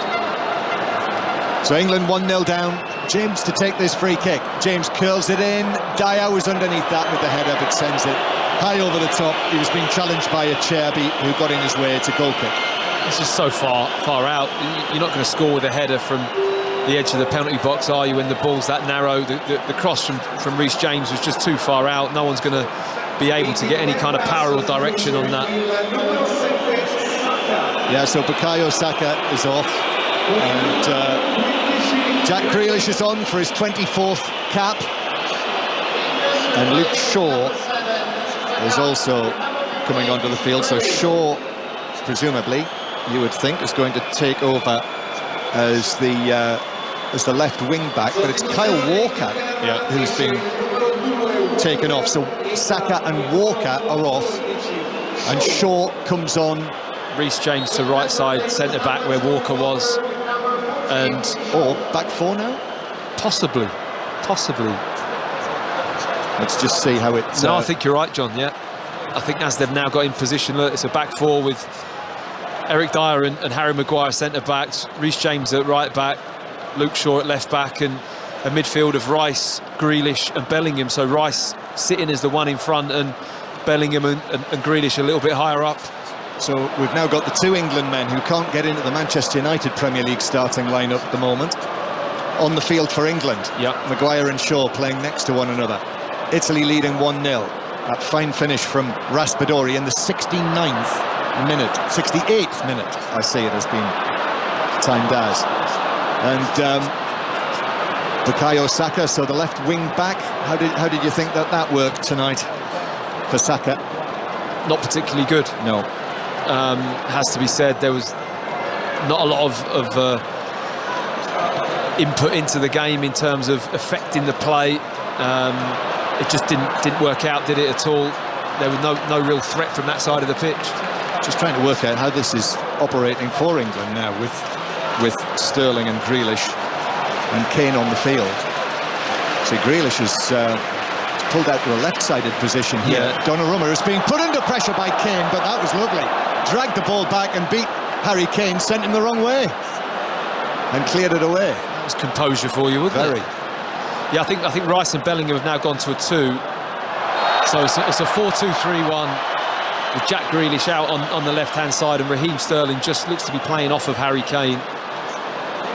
Yeah, Sterling is... Well, he is wearing the number 10 tonight, and he's actually now in the number 10 position, Raheem Sterling. Right, so that's quite a significant change, having gone a goal behind. And really, we're into the last 20 minutes now. 74th minute. Italy 1, England 0. Dyer stretching for it, but it bounces through to Inyonto. Maguire comes in with a challenge. Inyonto goes down. No free kick. The crowd baying for one. Maguire plays it to James. Still inside the England half. James back to Luke Shaw on the left-hand side. And then Shaw long and forward for Kane, who allows it to run because he knew he was coming from an offside position, but Grealish can't get there. And it's just played across by Toloi to goalkeeper Donnarumma.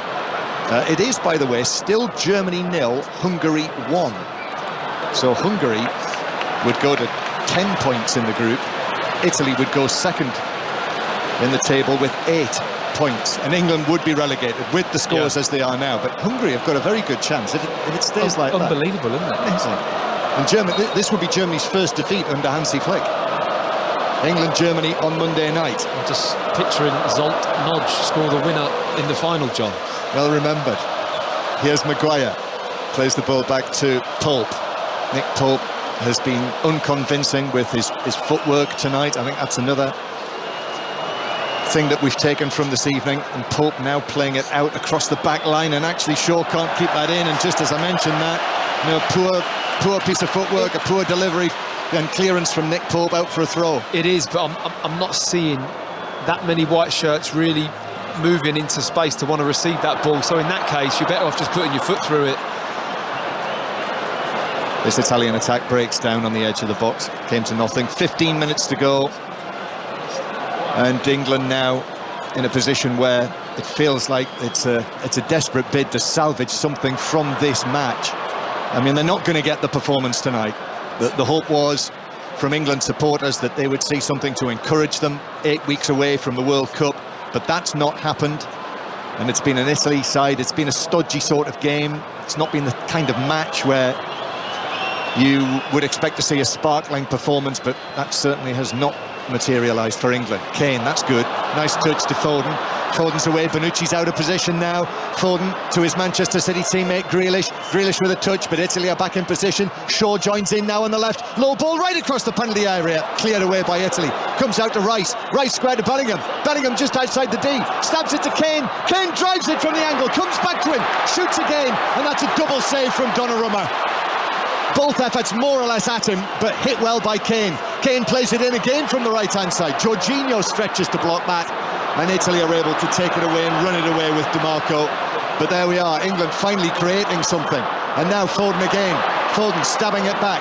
Shaw, his cross, by the way, Luke Shaw, that was just begging for someone to put it into the net, but there was no one there in white. And now Sterling goes between two men to the edge of the penalty area. Bonucci, though, stands up strong, takes the ball off him. And England now finally 1-0 down in the last 15 minutes have come to life.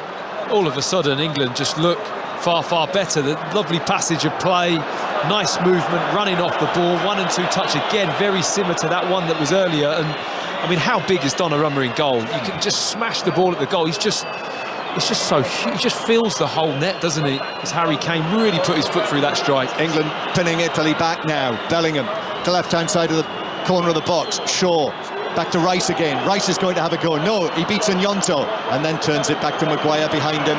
Italy, it's all hands to the pump now. The game's changed completely. Italy went ahead, but now England are all over them. Bonucci puts in the challenge on Grealish, but not enough for a penalty. Grealish went down, but Donnarumma, as the ball went between them, was able to drop on it. I mean, when Kane pulled wide for that effort, I don't know if maybe just firing that ball back across, there was a lot of bodies in that 6-yard box, weren't there? He elects to strike at Donnarumma from quite a narrow angle. And it's so hard to score past. I think he's just hoping that it was going to maybe deflect off a couple of bodies on the way through and wind up in the back of the net. But he struck it so cleanly. The big Italian goalkeeper was more than a match for it. That's Matt Upson. This is 5 Live from the BBC. England heading to defeat here in Milan. 1-0 down. Giacomo Raspadori. But England, with the change of formation, change to a back four, the fact that Italy are leading, so they're trying to preserve what they've got. But Grealish has brought a bit of life to England, and we're seeing Foden in the right sort of areas now, and Harry Kane forcing those 2 saves from Donnarumma. I mean, he's another player who's been quite ineffective, Phil Foden, has he, in this game? By his standards, he's not really just been in the right areas. No, he's not had the space or the ability to get on the ball, and all of a sudden now is looking far more threatening. Sterling, that's better, and he also has been enlivened in that number 10 role. Bellingham, though, loses it and then actually commits a foul, and also Rice too, and that is a free kick to Italy. And they'll be in no hurry whatsoever to take this, the Italians, with the 1-0 lead that they have. We will have more from Andros Townsend once the match is finished. He'll be joining us from back in the UK for the last 20 minutes of the programme. 5 Live Sport on air till 10 tonight. But time running out for England here. Time running out in the top tier of the Nations League and everything that comes from that. I mean, it will affect the seeding for the European Championship draw. So it means that England will have a tougher group than they've become accustomed to. But the match is still being played. And where there's life, Maguire to Kane. And now here is Grealish on the left-hand side. Jorginho in with a challenge. Jorginho, and then that looked like a foul from Di Lorenzo on Grealish. It was. Free kick to England. And a yellow card for Di Lorenzo for that challenge on the Manchester City man. I mean, I've got to say, it is the one part about the Italian game that has really impressed me tonight. Their ability to hunt as a group, in small groups, 2s and 3s and 4s. When they've lost that ball, the recovery they have for the supporting team player has absolutely been brilliant. I think that's been a real problem for England. Whenever they've gotten that ball, there's no time whatsoever to get your head up and have a look. You've got shirts all around you, and Di Lorenzo just a little bit too much there, crossed the line and made that foul and got a yellow card for it. The goal scorer is being substituted. Giacomo Raspadori is being replaced by none other than Manolo Gabbiadini, the former Southampton man, now with Sampdoria, who is winning his first cap since 2017. 30 years old now, and the last time he played was when Italy failed to qualify for the World Cup and lost here in this stadium to Sweden in the playoff. England with a free kick. James plays it in, but straight at Donnarumma, who punches it away. That was not far away from Dyer, but the goalkeeper got his gloves to it. It's that Donnarumma again, the scourge of England at the European Championship. And now James has it on the left-hand side. Grealish. Grealish was challenged there by Ignonto, and that's a foul as well on Jack Grealish. Cristante was involved in that as well. By the way, that coming together for England and Italy, Jorginho and Grealish just a few moments ago. Remember extra time in the Euro final? A Jorginho challenge that might have been a red card. Yeah. Here's Rice. to the right-hand side. Into the last 10 minutes now. We're in the 82nd minute of the match, as it says on the huge, absolutely massive screen on the far side of the ground with the two crests of the two countries. And up there as well, under the Italian crest, 68, Raspadori, the only goal that we've seen. Maguire, still deep inside his own half. Rice, he has Luke Shaw, substitute. Shaw plays it to Kane, but Kane's still inside his own half. Bonucci's gone all the way there with him, and Bonucci's now on the right wing. And Bonucci plays it infield, it's away from Gabbiadini, but Pobega takes it onto the edge of the box, but England put the challenge in.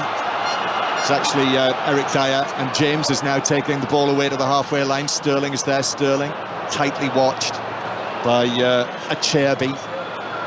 Grealish in the central area. The three centre-backs have stepped that well for Italy as well. One of those wide ones, whenever it's gone short, they've gone all the way in, very Italian style. And you've got Bonucci in between the pair of them, just orchestrating things, communicating, really directing the play either side of him.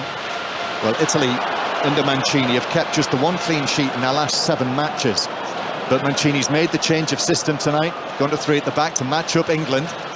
And a clean sheet this evening, which would be their second in the Nations League. Remember the 0-0 draw against Wolves, their second against England in the Nations League, would get them the win. Here's Bellingham though, outside the box, onto his left foot, shoots but wildly wide. Puts his hands to his face, the 19-year-old.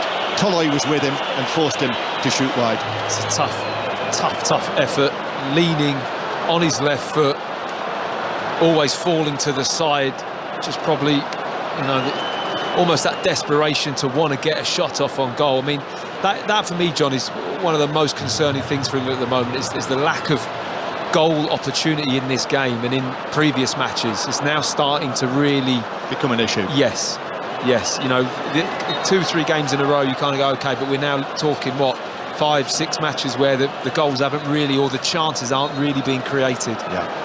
Problem is, as I say, you know, having racked up the goals in the qualifiers against the weaker teams that were in England's qualifying group for the World Cup, scoring all of those goals, that what's going to be directed at England now is that you're not up to it against the better teams. And that's what the facts that we're witnessing back up. Well, that's what the Nations League exposes. Ball played through to Gabbiadini. There's no flag yet. Gabbiadini through, but Pope saved with his legs. And the ball bounces out to the edge of the box. Still no flag, so he was given onside. Gabbiadini now to the left-hand side to DiMarco, plays it across. Pope couldn't get there in the middle, and sliding in at the back post. I mean, it came at pace. Di Lorenzo arriving, and he couldn't direct it on target, and the ball eventually bounces out of play for a throw to Italy near the corner flag. Well, the ball pinged right off the post, and it came straight into Luke Shaw's feet. I mean, I don't think he didn't know anything about it whatsoever, but I mean, that was quite loose, the way Gabbiadini managed to get through here on goal. And it was a poor finish from him, actually. It was a real one-on-one with Pope, and if he just picks a corner out, he probably scores and it's 2-0, but... Actually, I think it actually hit the foot of the post from DiMarco's cross. Yeah. So it beat Pope, hit the foot of the post, and Di Lorenzo diving in, sliding in. As you say, it rebounded to Shaw, who was able to clear it away. So it is still 1-0 to Italy. Could easily have been 2-0 there. Yeah, for sure. I mean, that was a great opportunity for Gabbiadini. He should score his one-on-one with Pope and should pick a corner. So a throw-in. Italy want to make another change, but the throw-in is taken. And Gnonto, that's a nice turn. Shaw puts in the challenge. And Gnonto shrugged off it. Grealish flicks it to Shaw. Shaw plays it back to Grealish near the edge of his own box. He was fouled, Jack Grealish, and the referee is going to bring it back for the free kick that England take quickly. England, urgency now. We're into the last 5 minutes. Security announcements come out. Hello, English fans. Sounded like Eurovision. Well, they're getting their instructions, the 4,500 England fans. I don't know how many of them are going to Qatar, but it's been another performance that raises many, many doubts about what England will be capable of when it comes to the World Cup in 2 months' time. Sterling, ball played forward to him. The challenge came in, and he was left on the ground. Looked a foul, didn't it? Did look a foul. By Toloi. I think it's only been given as a throw-in. Yeah, whether or not the linesman was looking right at it and didn't flag, whether or not he felt that Raheem Sterling went down a little bit too easy. I think there was some contact. as the ball was bouncing up around Raheem Sterling's chest, but maybe not enough contact to warrant him going over. So it is a throw-in for Italy.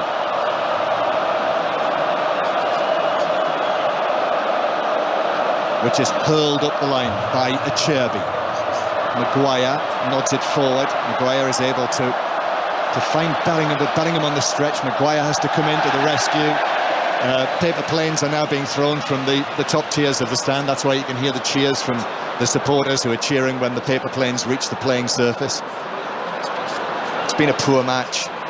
Decided by a very good finish, actually, from Raspadori, unless England can come up with a late equaliser. Pobega leaves it for DiMarco. The moment, though, it's Italy who are coming forward. It's Italy on the attack. And the ball is played through to the edge of the box. It might come back to DiMarco on the edge of the area, but Rice just got there. There's another paper aeroplane appears from above our heads. De Lorenzo now, just outside the area. He gives it square. Cristante with the shot, but that's up and over the top left corner and into the Italian fans behind the fence. Great chance. Cristante receives the ball on his left foot. First touch across his body. And he's just leaning back and blasts it over the bar. If he just goes cold on it and just places it in the corner with a side foot, I think he would have scored. And England looking a little bit vulnerable again, and the Italians having a bit of a surge late on. And Roberto Mancini's going to make his final two changes. Federico DiMarco is coming off. Lovely round of applause from him. Emerson is coming on, the West Ham man, to replace DiMarco. And also leaving the field, Jorginho of Chelsea. That's the end of his evening. And it will be the number 7, Davide Fratesi, who was actually a late call into this squad to replace the injured Verratti of PSG. Fratesi winning his 4th cap tonight, the day after his 23rd birthday. So Jorginho is off the field. He's just done his thing tonight, Jorginho. This is his sort of game, this one. Yeah, he just keeps it ticking over, sits in front of the back three, wins fouls, passes it simple. He's had a decent game, but it's hard to pick any player that's really stood out and you've gone, wow. I mean, certainly from an attacking sense. I thought DiMarco's been as good as anyone. Yeah, DiMarco's been good. I think Eric Dyer's had a pretty good game, if I'm honest. I think he's been very good with the ball. Yeah, I think as England take a throw in deep inside their own territory, we are now in the 90th minute. Gareth Southgate's made just the 2 changes tonight, with Grealish and Shaw coming on, so no Mason Mount this evening. Back it comes to Rice. If it's going to come for England, it's going to come late. James, low ball to Sterling, edge of the area, there's a little bit of space for him. Tries to play it to Bellingham in the box, but Italy did well, stepped up. It was actually Di Lorenzo, and Di Lorenzo now is leading the counter-attack, and the ball bounces out to Gnonto on the left-hand side. He keeps it in. Blue shirts pouring forward, even though they've got a 1-0 lead. And Gnonto into the area, beats James, and then shoots from the angle into the back of Eric Dyer's legs, and it bounces out for a throw-in on the far side. And the spectators jumping over the hoardings, trying to get onto the field, but he actually has jumped over the hoardings, and he's running onto the field. Just keeping my eye on him because he seems so determined to get onto the pitch. He's got a bit of pace as well, John, hasn't he? Yeah, I did worry about what he might be doing, but I do think he's just he is. It's just another one of those it's just another one of those pitch invaders. And of course, you know, now, certainly in the UK, if you do this, you are facing a long ban. You're not going to another football match for a long, long time. And actually, you're going to have criminal proceedings taken against you. So after that, it's going to be a throw-in for Italy. We're well into added time. 7 minutes, was it? 6 minutes of added time to play. So England have got 6 minutes, less than 6 minutes now, to come up with this equaliser. Otherwise, it's going to be relegation tonight from the Nations League. Grealish on the edge of his own penalty area. Plays the ball intricately inside his own box between 2 Italians. And And England still haven't cleared it from their own defensive third. Here he is again, Grealish, but he's at the wrong end of the pitch here. He's not going to affect things at the other end. England have got to get forward, and they've got to get forward quickly, and that's what they're doing with Harry Maguire. Maguire opens his legs and takes it over the halfway line. But then Shaw and Rice, now Bellingham and Yonto arrives on him. Foden turns infield, he's on his left foot. Square from him to Shaw. Luke Shaw just outside the box. Back to Foden. Foden didn't have too many options there and might have been fouled. No, he wasn't fouled. Italy could break away, but Rice comes in and is able to play it over the top. James now juggles the ball. Sterling has it on the right-hand side. Raheem Sterling, 2 Italians in front of him. He's in the full-back position. Uses his now Chelsea clubmate, Reece James. Grealish out there as well. Sterling takes it up once again, but Italy have got everyone back behind the ball, trying to defend this 1-0 lead that they have. Back it goes for England into the centre circle. Shaw to Rice, forward to Rice. Rice is going to shoot, down it goes, but Donnarumma is able to drop onto it and clutch it very safely and securely into his chest. That shot from Declan Rice from outside the box. Solid goalkeeping from Donnarumma. Had a bit of sting on that shot from Rice, and it bounced awkwardly right in front of the goalkeeper. Had a bit of real swerve and dip on it, but he really kept his eye on it. Very solid piece of handling from Donnarumma. 2.5 minutes of the 6 of added time have gone already. Jack Grealish is unhappy, and he's been yellow carded for speaking out of turn to the referee. And I think he's frustrated by the treatment that he's had since he's come onto the field, Jack Grealish. He's been fouled a lot. He has been fouled a lot, which he always is because he's that type of player. But that reaction, I'm afraid, means that he's going to be suspended for Monday night. Right. So he's out of the Germany game, Jack Grealish. Well, that is costly then. Yeah. I mean, you know, he'll be in the World Cup squad. I don't think there's any doubt about that, is there? But from his perspective, it's, you know, to miss a game because of that, it's not on. Yeah, it's just frustration. And he was so close to the referee. He's right in his face. He's right in his face, and that's why the yellow card came. England win another little free kick. Dyer to James. James ball into the box. Acerbi stretches, and then Gabbiadini's on the edge of the penalty area. Gabbiadini just shovels it out of play on the far side. Throw into England on the right. Almost 4 minutes, so just 2 minutes to play. Poor throw, and Yonto has actually nipped in and got the ball back, and he's going to carry it away downfield, and he's actually drawn the foul from James as well. And that's very well played by the little new Leeds United man to win the free kick for Italy. He's quite an impact player, isn't he? Very pacey, very strong. Yonto done really well there, won the ball back and knew exactly what he was doing. The moment he was faced up between Reece James and I think it was Dyer, he just wanted to run across the pass of Reece James. There's a little bit of contact and over he goes, and Italy can now just slow the pace of the game down again. And they are now really only a matter of seconds away from recording what will be for Italy only their second win in this Nations League group, but it'll leave England with 2 points from 5 matches, and it means that this England team, 2 months before the World Cup, their relegation will be confirmed for the next playing of the Nations League. England will be in League B next time it comes round, but this will affect the seeding for the European Championship in a couple of weeks' time. It means England will be in a tough group for the Euros qualifying, but still we play. There's still time yet. James, Italy backing away. James cross. Bellingham with a header, but he's put it over the top from 7 yards out. Chance, big chance.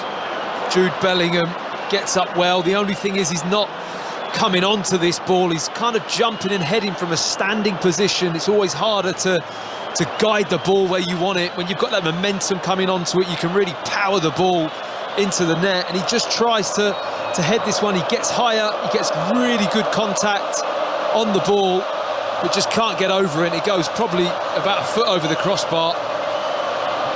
Now Italian fans are running down the stands behind Donnarumma's goal. They're getting ready to celebrate this victory against England. Bellingham playing it forward. Kane gets a touch, it bounces through. Sterling can't get there, and Bonucci just hoists it away out of play. I make it that the 6 minutes are up. England have got a throw, but I think this will be the last action. It's taken back to the halfway line. Eric Dyer's got it. It has to go forward for England. He gives it square to Maguire, and Maguire carries it on, and now it's to Shaw, and Shaw flicks it forward for Bellingham, and then Bellingham back to Shaw again. The ball rattles and ricochets back to Grealish. In fact, 30 seconds over the 6 minutes now. They're calling for the whistle to be blown. Grealish and Shaw on the left-hand side. Still Grealish, he's been tugged back. Grealish now trying to force his way into the penalty area, but it's taken away for Italy by Fratesi, and Fratese's over the halfway line, and England vainly trying to get back. It's actually rolled behind Emerson on the left-hand side, and actually now is being taken away by Pobega down towards the corner flag just to see out the victory. And England have got two men there with him. The ball bounces out of play, but that's it. There's the final whistle. And England, here in Milan, England are relegated from the Nations League. 2 months before they go to the World Cup in Qatar, England suffer the ignominy of a relegation.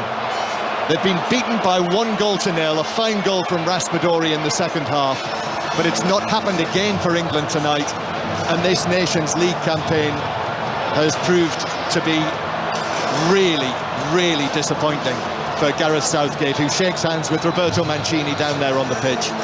But really it's faltered, and these have been the worst of times for England under Gareth Southgate. Well, just having the word relegation at the moment for this group of players is just rubbing salt into the wound, really.